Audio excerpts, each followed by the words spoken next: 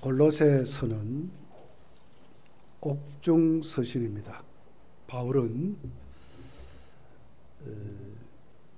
AD 62년경 1차로 로마 감옥에 투옥이 됩니다. 그럴 때에 바울은 옥중 서신을 썼는데 그때 골로새서도 함께 썼던 것으로 기록이 되어 있습니다. 그러니까 옥중 서신입니다. 또 바울은 이 골로새 교회를 한 번도 가보지를 못했어요. 그럼에도 불구하고 바울은 이 골로새서의 아주 1장, 2장을 보면 기독론으로 그분은 바로 교회의 머리가 되신다. 또 우리의 모든 삶을 주장하시는 으뜸 되시는 하나님이시다. 1장, 2장에 당시의 이단들 또 철학을 중시 여겼던 그 철학자들에게 바울 사도는 1장, 2장에 특별히 골로새서에 기독론으로 또렷하게 그들의 신앙을 바르게 세우려고 하는 그런 것으로 기록이 되어 있습니다.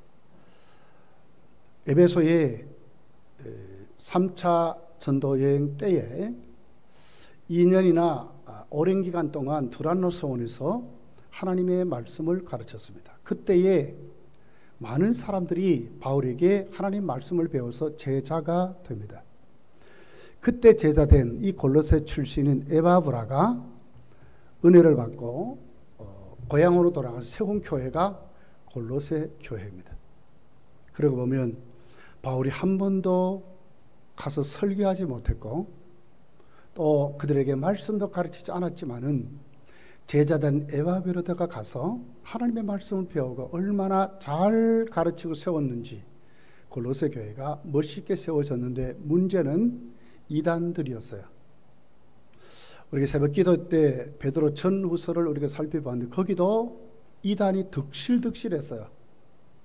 골로새 교회도 이단들이 득실득실했는데 베드로 전후서와는 조금 색깔이 달라요. 골로새 교회의 이단들은 철학적인 사고를 가지고 있었어요. 그러니까 맹목적인 어떤 예수 그리스도의 재림에 대해서 말하는 것이 아니라 우주의 이치를 말하고 지적인 사고를 말하고 영지주의 같은 이단들이 골로새 교회에 들어와서 그랬어요. 그래서 1장 2장에는 확실한 기독론을 바울이 심어 놓으려고 하는 의지가 있어요. 그리고 3장에 와서 보면 정말 예수를 너희들이 믿는다면 거기에 걸맞도록 주님으로 말미암아 바른 신앙생활을 해라. 그러면서 그 신앙의 성장 과정을 쭉 기록을 하고 있어요. 그러면서 이제 4장에 와서는 결론으로 그 생활의 정점으로 교제를 이제 말하고 있어요. 이것이 골로새서에 나와 있는 내용입니다. 그러면서 이 본문을 보면 이 본문이 어떻게 지금 이렇게 순차적으로 기록되어 있냐면은 왜 우리가 감사가 중요한지 여기 보면 특별히 여러분 12절에 무슨 말씀 있죠? 자, 한번 봐봐요. 12절입니다. 너희가 12절 그러므로 너희는 하나님의 택하사 이랬거든요. 그러니까 택하심으로부터 시작하는 거예요. 너희들이 하나님께 택함을 받았다는 거예요. 그리고 무엇으로 신앙생활에 그 한 계단 한 계단 한 계단 한 계단 올라가면서 마지막에 그 표현되어 있는 신앙의 질이 무엇으로 나타납니까? 여기 이제 16절, 15절, 16절, 17절에 나와 있는 감사였어요. 감사. 이 감사가 이렇게 중요하다는 거예요. 진짜 내가 택함을 받고 내가 정말 믿는다면 반드시 어떻게 우리 삶의 감사로 도배되어 가야 된다는 거예요. 아직도 원망하고 아직도 불평하고 아직도 시기하고 아직도 비판한다면 신앙이 안 성장한 거예요. 진짜 신앙이 성장한다면 그게 도대체 뭐냐 그 말이에요. 자, 여러분 우리는 오늘 이 말씀을 보면서 감사는 뭡니까? 환경의 문제가 아니에요. 믿음의 문제라는 거예요. 다시 말하면 감사는 믿음의 척도입니다. 척도. 진짜 믿음 있으면 감사하게 된다는 거예요. 아이고, 나는 환경이 이래서, 나는 이제 나이가 이래서, 나는 살아가는 삶이 이래서, 한 봐라, 나 뭐 감사할 게 있느냐? 되게 이런 분들이 많아요. 그러나 진짜 감사는 이런 문제가 아니에요, 여러분. 자, 이제 우리 말씀을 한번 들어가 봅시다. 자, 여기 15절에 뭐라 그러죠? 감사하는 자가 되라, 이런 말씀이 있죠. 그죠? 이게 무슨 얘기예요? 진짜 택함을 받아서 믿음이 성장해 이렇게 간다면 거기에 반드시 따라와야 될 게 있다는 거예요. 그게 감사라는, 감사. 자, 16절에 가서 보면 뭐라고 그래요? 마음의 감사함으로 하나님을 찬양하라. 진짜 우리가 하나님 앞에 가져 있어야 될 그것이 뭐냐? 우리 마음에 정말 감사하는 마음이 있어서 찬양하는 사람으로 세워지게 될 것을 전제하고 있는 거예요. 17절에 가서 보면 하나님 아버지께 감사하라. 그러면서 그 17절에 나와 있는 게 말, 행동, 모든 범사가 그렇게 지금 기록하는 거예요. 이건 우리에게 뭘 얘기하죠? 어떤 환경이나 어떤 조건을 따라서 감사가 좌우지되지 않는다. 진짜 믿음 믿는 사람은 감사하는 사람으로 성장해 간다는 거예요. 믿음의 문제예요. 믿음의 문제. 감사 왜 못하느냐? 믿음 없어서 그래요. 왜 불평하느냐? 믿음 없어서 그래요. 왜 원망하느냐? 믿음 없어서 그래요. 이웃을 정죄하고 비판하고 자꾸 아웅당하는 거 왜 그래요? 믿음 없어서 그래요. 믿음은, 감사는 믿음의 문제이지 환경의 문제가 아니라는 거예요. 여러분, 하박국 선지자 알지요? 우리가 이번 금요일 기도회 때도 우리가 살펴보았는데, 하박국 선지자는 어떤 분이었어요? 자, 3장 16절에 이렇게 기록합니다. 앞으로 바벨론이 쳐들어올 때에 그들에게 닥쳐진 현실을 하박국도 이렇게 표현하는 거예요. 내가 들었으므로 내 창자가 흔들렸다. 창자가 흔들릴 정도로 두렵다는 거죠. 그 목소리로 말미암아 내 입술이 떨렸도다. 입술이 벌벌 떠는 그런 상태를 말하는 거예요. 무리가 우리를 치러 올라오는 환난 날을 내가 기다림으로 썩이는 것이 내 뼈에 들어왔으며 내 몸은 내 처소에서 떨린다. 몸까지도 가누지도 못할 정도로 두려움 공포로 꽉 찼다는 거예요.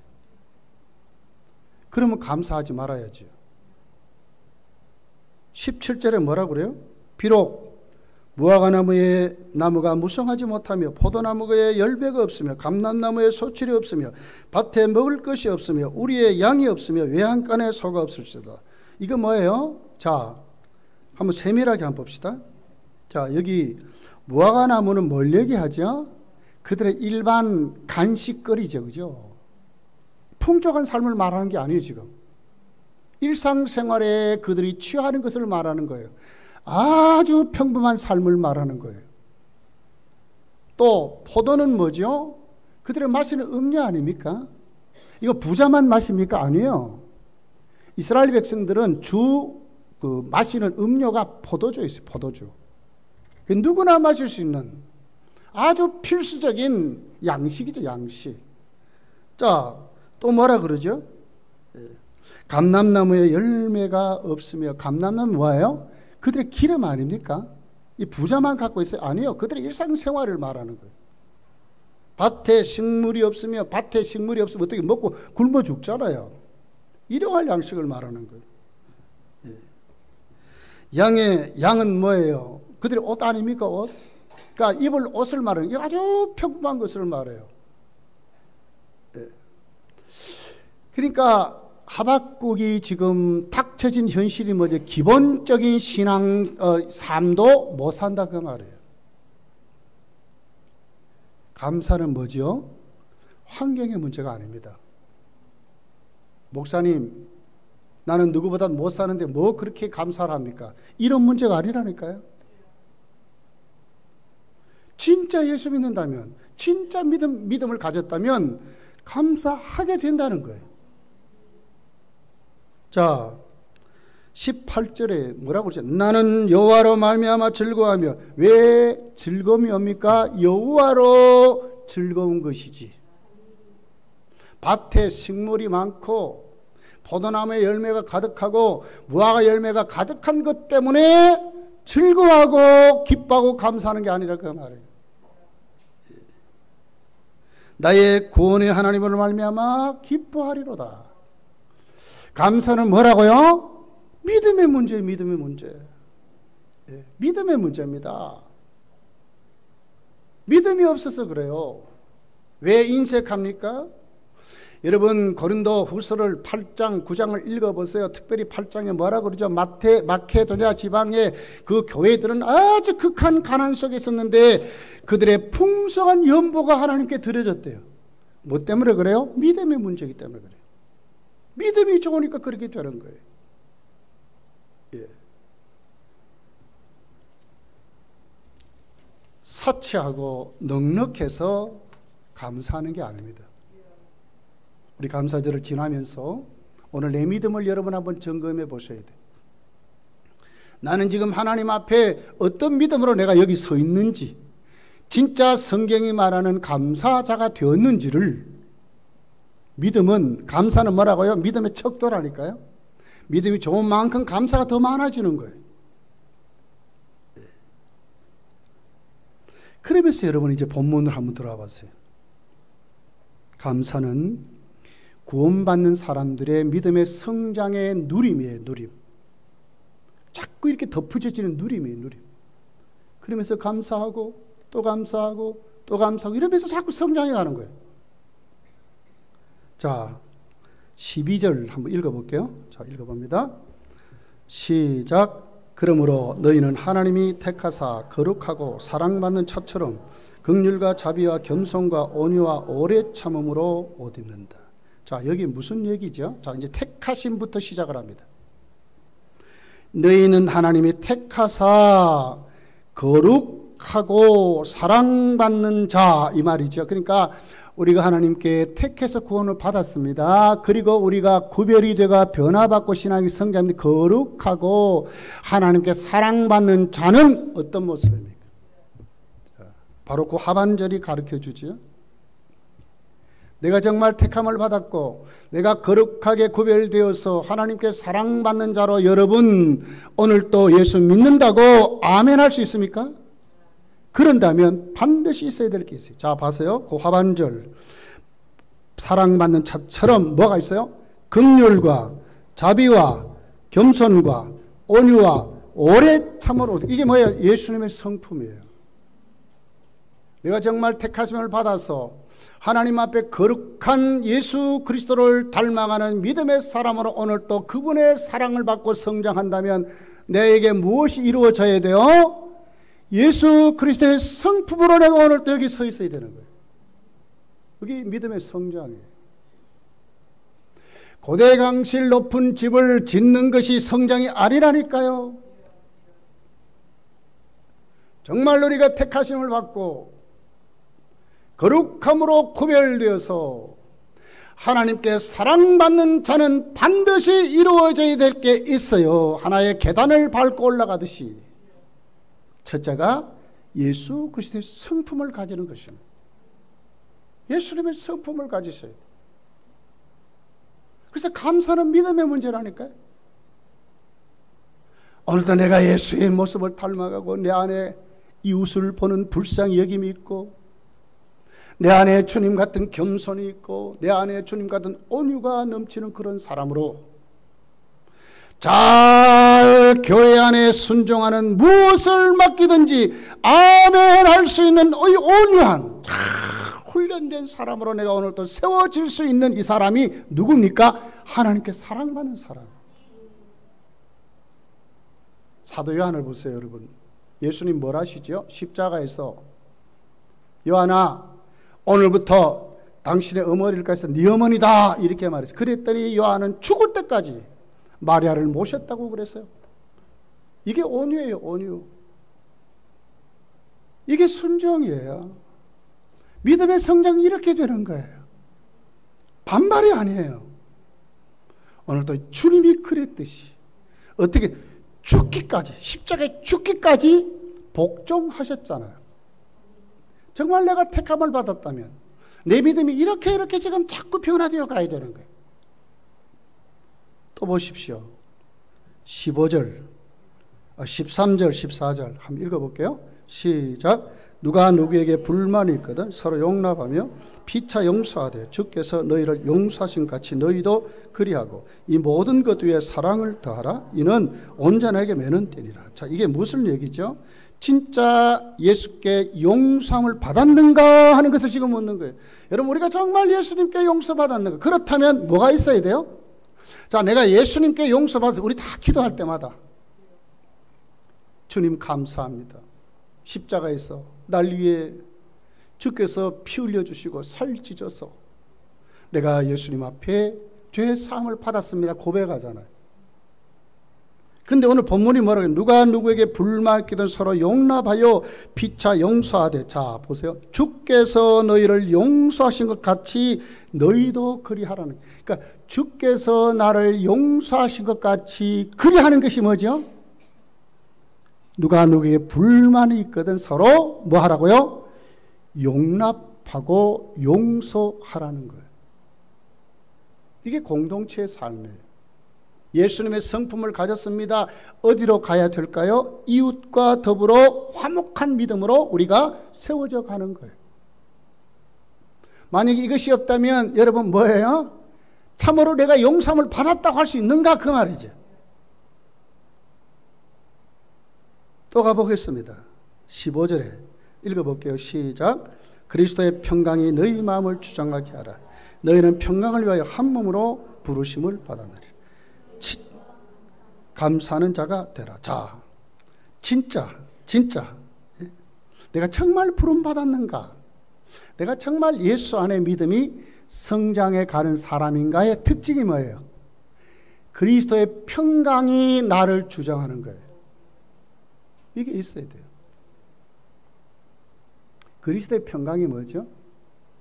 무난하게 원수 맺지 않고 살아간다. 이게 평강이 아니에요. 이게 세상 사람들이 말하는 평강이죠. 그러나 정말 주님이 말씀하신 평강, 그런 평강이 아니에요. 소통하는 사람. 주님이 나를 케어시켜서 나를 통치하는 사람으로 내가 오늘 붙들릴 때에 이웃과 하나님이 나를 부르신 목적대로 내 신앙이 성장해 간다는 거예요. 참 목사님도 그렇고 장로님도 그렇고 세상에 뭐 감투 하나 쓰면 좀 사람이 달라져 버려요. 특히 국회에 들어가니까 다 달라져 버려요. 왜 그렇습니까? 그리스도의 평강이 그를 통치해서 확 붙잡아야 되는데 붙들리지 못해서 그래요. 진짜로 그를 하나님이 부르셨는가 하는 물음에 그가 정말 대답해 봐야 돼. 하나님 나를 지금 불러서 나를 지금 하나님 나를 쓰실까 하는데 내가 오늘 물어봐야 된다니까. 하나님 나를 오늘 여기에 나를 부르지 않았는가 한번 생각해 봐야 돼요. 내가 진짜 주님의 평강에 붙들릴 때에 그 사람이 거기에 합당한 사람 불렀다는 거예요. 일하기 전에 늘 우리는 이걸 생각하셔야 돼요. 내가 이 일에 진짜 적합한 사람인가? 앞으로 우리 교회가 또 임직자를 선거해야 돼요. 진짜 여러분 기도하고 바르게 세워야 돼요. 정말 하나님이 그 일에 불렀는가? 우리가 생각할 수 있어야 돼요. 그리스도의 평강이 너희를 주장하게 하라는 거예요. 하나님의 평강이 그를 사로잡아서 통치하는 그 사람이 뭐라고요? 하나님이 부르신 자라는 거예요. 그를 거기에 합당하게 쓰시는 자라는 거예요. 이게 우리의 믿음의 성장의 단계입니다. 우리를 택함 받았습니까? 그렇다면 어떻게 변화되어야죠? 그리스도의 성품으로. 우리가 하나님 앞에 택함 받아서 그리스도의 성품으로 내가 오늘 또 세워졌습니까? 그럼 어떻게 돼요? 이웃과 소통하는 사람으로. 주님이 나를 용서하듯이 이웃과 소통하는 사람으로. 이웃과 소통한 사람은 어떻게 돼? 이제는 주의 일에 그리스도의 평강의 통치를 받아서 주님과 교통하는 사람으로 세워져서 그렇게 세입을 받는 거예요. 여기에 결론이 뭐죠? 감사하는 자가 되라, 이렇게 말하는 거예요. 이게 뭐예요? 우리 신앙이 이렇게 성장하면 결국은 결론이 뭐로 끝나요? 감사로 끝나는 거예요. 이 감사가 얼마나 여러분 중요합니까? 뭘 시키면 입이 막 이만큼 나와요. 막 원망 불평이 막 잦아요. 왜 그래요? 믿음이 아직도 바르게 성장하지 못해서 그래요. 감사는 뭐라고요? 믿음의 문제라는 거예요. 꼭 기억하셔야 돼요. 믿음의 문제입니다. 믿음이 좋으면 좋을수록 감사가 넘치는 사람이 되는 거예요. 그리고 그 특권을 누리는 사람으로 살아가는 거예요. 내 신학이 성장하면서 하나님 나를 택해서 그 거룩한 모습대로 나를 구별시켜서 오늘은 나를 그렇게 세울 때 나의 속에 뭐가 이루어집니까? 주님과 소통함으로 예수님의 모습이 내 속에 이루어지는 거예요. 얼마나 그 사람이 기쁠까? 다 품을 수 있고 넓고 큰 마음을 가지고 예수 그리스도의 마음을 가지고 그거 하나님 앞에 딱 서도 솔로몬 여러분 성전을 지어놓고 하나님께 기도하잖아요. 그래서 뭐라고 기도해요? 하나님 나에게 지혜를 주십시오. 그리고 넓은 마음을 주십시오 하는 것이 솔로몬의 기도였어. 넓은 마음, 다 품을 수 있는 마음, 왕으로서 정말 지도자로서 다 품을 수 있는 마음. 이것이 뭡니까? 우리가 정말 하나님께 오늘 신앙이 내가 성장해 가는 그 계단이라는 거예요. 그런 그가 어떻게 된다고요? 이웃과 내 눈이 열리는 거예요. 주님 날 용서해 주셨잖아요. 어떤 모습에서 용서해 주세요? 그냥 우리가 적당하게 뭐 이렇게 뭐 조금 이렇게 이쁘게 보여서 주님을 마음을 기쁘게 해서 그런 아니에요. 원수 되었을 때에, 우리가 죄인 되었을 때에, 베드로가 예수님 똑바로 쳐다보고 3번이나 부인했잖아요. 그런 베드로를 주님이 용서하시잖아요. 바울 사도가 다메섹에 가다 주님 만납니다.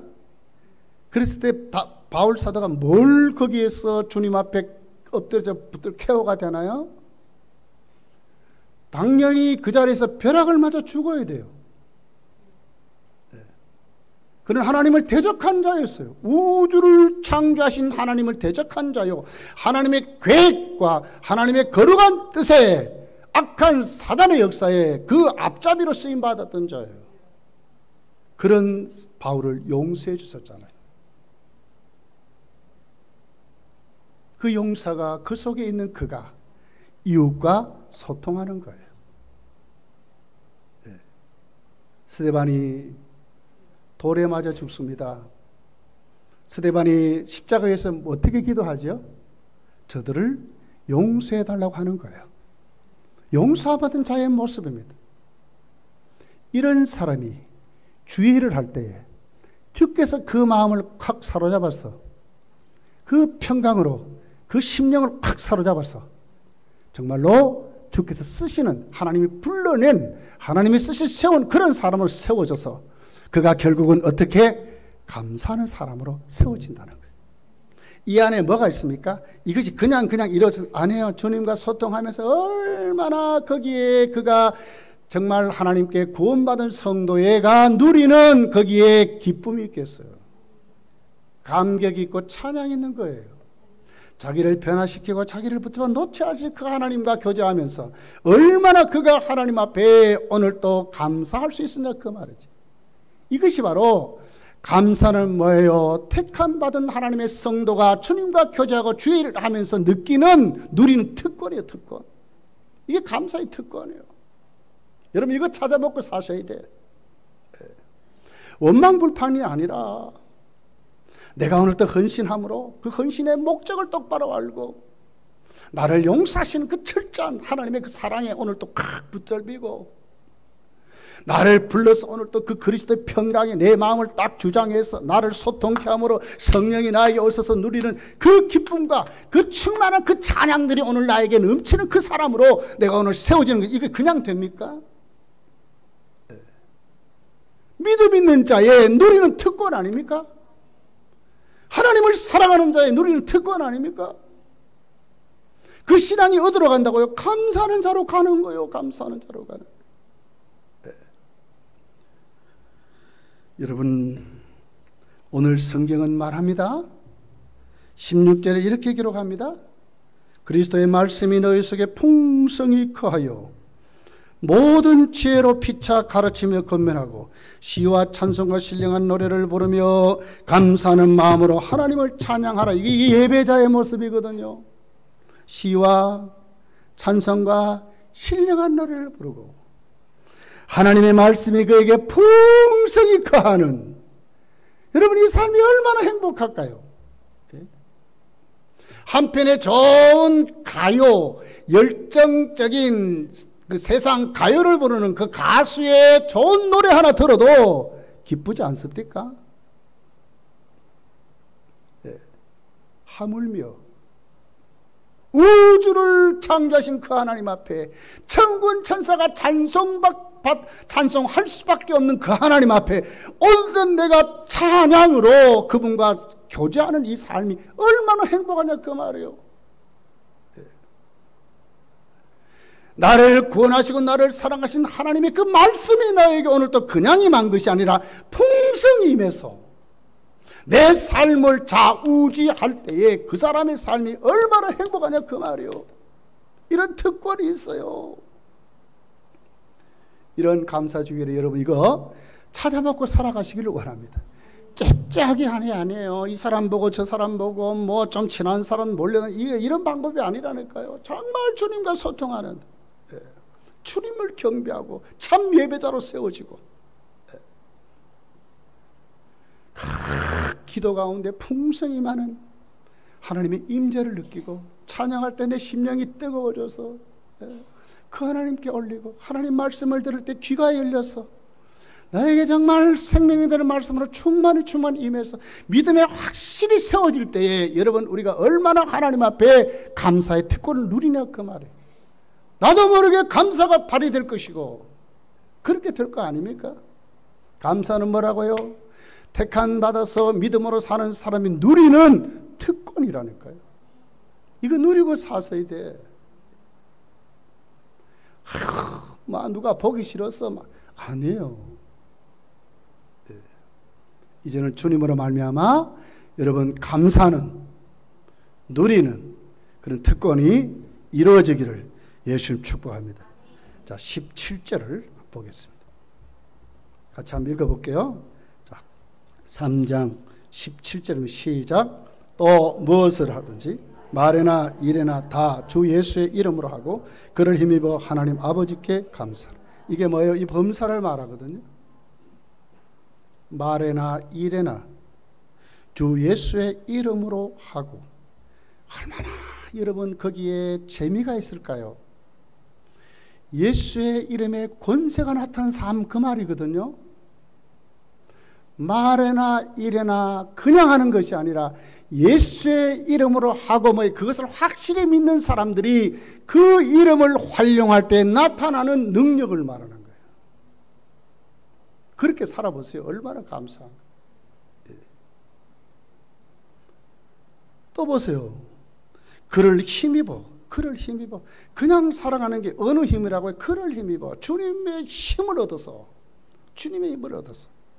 아버지 하나님께 무엇으로 나타나요? 감사로. 하나님이 하셨군요. 이럴 때도 하나님 날 도와주셨고 저럴 때도 하나님 날 도와주셨고 넘지 못한 이런 것도 하나님이 나를 넘게 하셨고 오늘에 이르도록 하나님 힘 주셔서 감당하게 하셨군요. 하나하나 생생한 체험 가지고 하나님과 교제 한번 살아보세요. 뭐라고요? 감사는 성도가 누리는 특권이라니까요. 특권이요, 특권. 시편 50편 23절에 이렇게 기록합니다. 감사로 제사를 드리는 자가 나를 영화롭게 하노니 그의 행위를 옳게 하는 자에게 내가 하나님의 구원을 보리. 감사로 제사를 드린 사람. 감사합니다 그런 사람이 하나님과 교제하고 체험하고 그분을 찬양하다가 내 심령이 펑 뚫려버리고, 그분을 부르다가 내 마음속에 그분이 주신 응답이 넘쳐서 기쁨이 넘치고, 예수의 이름으로 오늘 또 우리가 세상 나가 살면서 말이나 행동에 주의 권능이 나타나는 하나님의 응답이 충만히 이루어지는 그 사람으로 살아가는 그 사람들, 그 말이에요. 예. 여러분, 오늘 이 말씀 잘 기억하고 감사의 달에 특별히 참으로 감사하는 그런 믿음을 회복하기를 원합니다. 이제 한 2절 정도, 조금 더 해야 되겠네. 잠언 18장 21절에 이렇게 기록합니다. 죽고 사는 것이 혀의 힘에 달려나니 혀를 쓰기 좋아하는 자는 혀의 열매를 먹으리라. 이게 뭐예요? 죽고 사는 것이 혀에 달려있대요. 우리 말이 얼마나 중요한지를 몰라요. 감사합니다. 이 한마디 말이 얼마나 중요하냐 그 말이죠. 우리 자녀들에게 쉽게 말하죠. 저주하는 말, 내 막 화나면 막 온갖 이건 막 하잖아요. 근데 그렇게 하지 말라는 거예요. 죽고 사는 게 어디, 우리 혀에 달려야 돼요. 민수기서 14장 28절에 보니까 이렇게 기록해요. 너의 말이 내 귀에 들린 대로 내가 너희를 행하리라 그랬어요. 하나님이 왜 그 말이 들린 대로 하나님 행하신대. 그러니까 축복하고 감사하는 말이 얼마나 중요한가 하는 것을 볼 수 있어요. 지금 우리가 형편없을지라도 자꾸 축복해 보세요. 예? 우리 아이들이 아주 아무것도 하지 못하고 어떻게 보면 아주 형편없다 할지라도 그에게 자꾸 축복해 보세요. 달라지게 돼 있어요. 예. 여러분, 이시영 박사 우리 잘 알죠? 정신분학 분석학자, 고려대학 나온 사람. 지금 그 힐링 캠프라고 해가지고 그 요양원 비슷하게 그렇게 차려서 자연식으로 이렇게 치료하는 그 이시영 박사. 그분이 이런 말을 했어요. 모든 정신적인 문제를 치료하는 방법은 감사밖에 없다 이랬어요.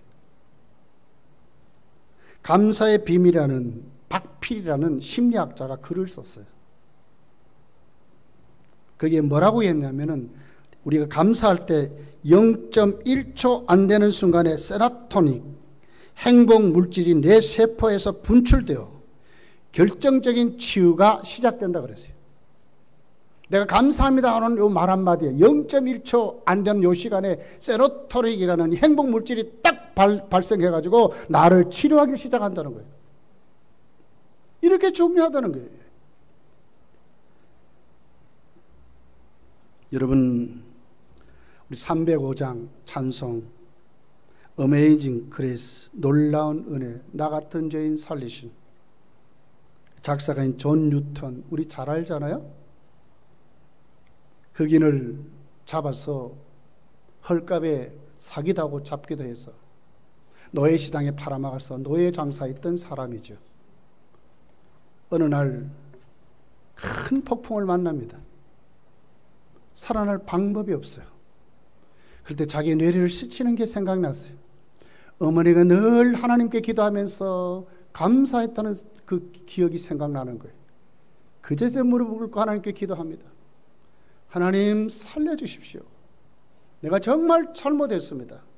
이번 내가 살려주시면 노예 상인하는 것 이제는 다 끊어버릴 것이고 내가 정말 하나님 위해서부터 살겠습니다. 그리고는 배가 부서지고 파손되어 버렸어요. 4주 동안 바다에서 헤맸어요. 그러다가 기적적으로 구원을 받고 살아납니다. 그때 그가 변하기 시작한 거예요. 그때 그 이후로 노예 상인의 직업을 다 팽개쳐 버리고 그는 기도하고 신학교를 가서 목사가 됐습니다. 어메이징 그레이스라고 하는 영화가 나왔죠. 거기에 주인공 되었던 윌리엄 윌퍼포스라고 하는 사람의 멘토로 자기 제자를 주인공으로 삼아서 그 영화를 만들었어요. 그리고는 그는 평생 찬송을 지어서 하나님께 영광을 돌렸는데 208곡이나 찬송을 지어서 하나님께 영광을 돌렸어요. 우리가 잘 알듯이 시온성과 같은 교회, 이것도 존 뉴턴이 지은 찬송가입니다. 그는 82세에 하나님 부름받아서 천국을 갔습니다. 그러기 전에 그는 유명한 말을 남겼어요. 천국에 있을 것이라고 기대하지 않았던 사람들이 그곳에 있는 것을 보고 놀랄 것이다. 천국에 도저히 올 수 없다는 그 사람들이 천국에 있음을 보고 놀라게 될 것이라, 그 말이죠. 천국에 꼭 있을 것이라고 확신했던 사람들이 그곳에 없는 것을 보고 놀랄 것이다. 노예 상인이었던 내가 그곳에 있는 것을 보고 놀랄 것이다. 죽기 전에 3가지 말을 하고 유언같이 하고 죽었습니다. 여러분, 어떤 사람을 우리가 믿음 생활하며 살아야 되겠습니까?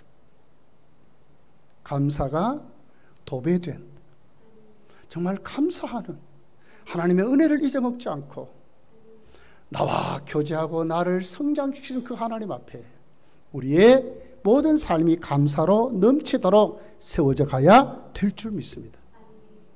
여러분, 누가복음 11장에 가서 보면 10 나병 환자가 있지요. 예수님이 예루살렘에 올라가시다가 갈릴리와 사마리아 지역을 이제 이렇게 지나가다가 10 나은 자가 예수님 만납니다. 예수님 지나간다는 소리 듣고 외칩니다. 우리를 불쌍히 여기시오. 뭘 해주기를 원하냐? 우리가 보기를 원합니다. 예수님이 그러죠. 그럼 너희들 빨리 가서 제사장에게 보여라. 그랬더니 그 말에 순종하고 가다가 눈이 떠졌어요. 그러니까 그 사람들이 제사장에 가가지고 자격증을 받습니다. 이제는 눈이 나병에서 고침을 받았습니다. 그렇게 해서 그들이 이제 자격증을 받아서 사회생활을 할 수 있도록 가는데 한 명이 돌아옵니다. 15절에 누가복음 17장 15절에 보면 한 명이 왔습니다. 그를 사마리아 사람이라고 그랬습니다. 그럼 뭐예요? 9명은 유대인이라고 일이라는 말씀 아닙니까?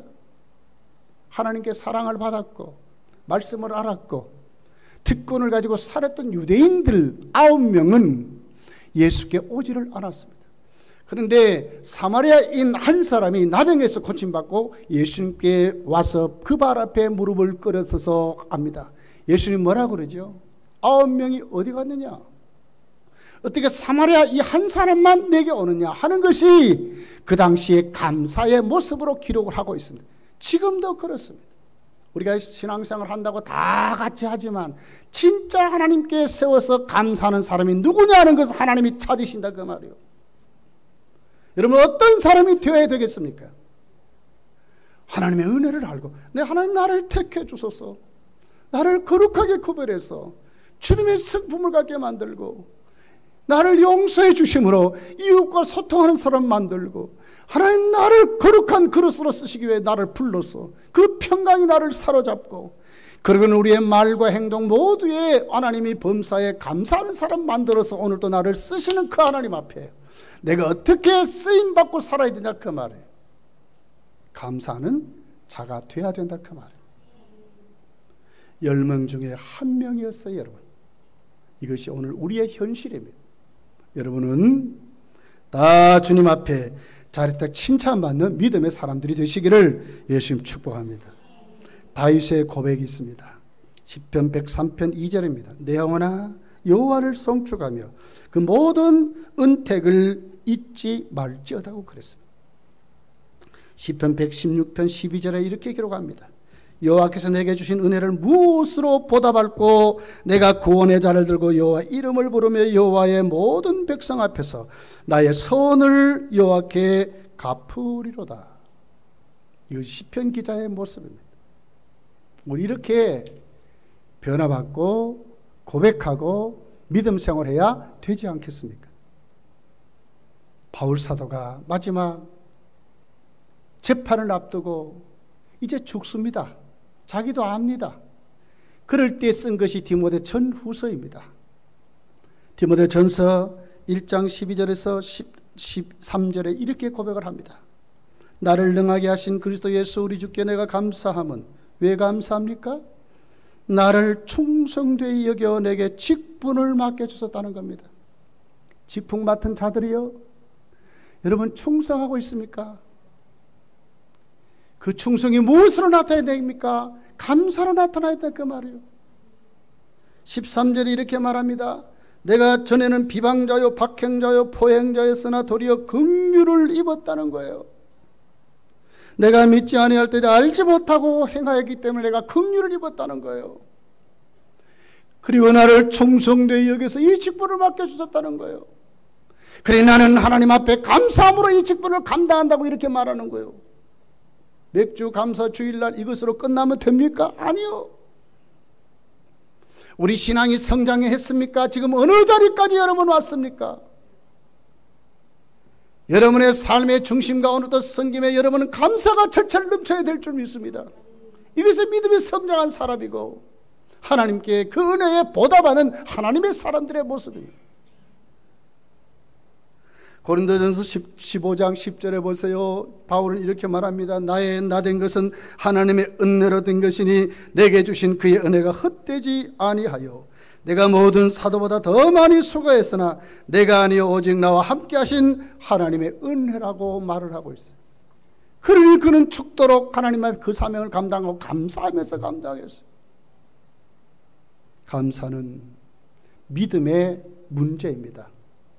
감사는 믿음의 척도입니다. 역경 때문에 나는 못합니다. 이유가 될 수 없는 것입니다. 정말 내가 역경에 있든지 순경에 있든지 평탄하든지 아니면 내 삶이 꼬여있든지 상관없이 우리의 신앙이 정말 하나님께 부름받아 택함받아서 오늘 이 자리까지 왔다면 우리에게는 무엇이 우리의 삶을 주장해야 될까요? 감사가 주장해야 된다. 그 감사는 오늘 또 하나님 앞에 성도의 그 누름의 특권을 하나님은 오늘 또 충만히 우리와 교제하면서 주실 것입니다. 거기에 붙들려서 감사하면서 여러분 쓰임받기를 예수님이 축복합니다. 기도하겠습니다.